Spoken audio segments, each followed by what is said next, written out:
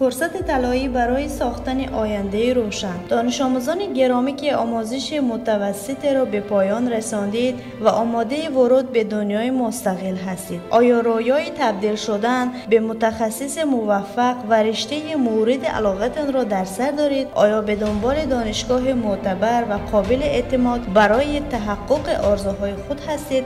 پس در انتخاب آینده ساز خود دقت کنید. مؤسسه کارآفرین و تربیت معلم دهنو یکی از شایسته ترین گزینه‌ها برای پیمودن مسیر موفقیت جغرافی دلنشین در دل طبیعت و نزدیک به آثار تاریخی با خدمت 500 ساله، کلاس‌های درسی مجهز و محیط آرام و استاندارد، برهزگیری فناورهای نوین در دانشگاه‌های آموزش مرکزی اقتصادی دیجیتال برای حمایت و اجرای طرح‌ها و ایده‌های نوآورین دانشجویان، امکان گذراندن دوره‌های کارآموزی در محیط‌های واقعی و حمایت مالی، فرصت تبادل دانشجو با دانشگاه‌های معتبر بین‌المللی، خوابگاه‌های وسیع و راحت برای دانشجویان غیر بومی. داوطلبان گرامی، اولین گام به سوی موفقیت را با ما بردارید. برای تحصیل مطمئن با کیفیت آینده ساز، مؤسسه کارآفرین و تربیت معلم دهنو را انتخاب کنید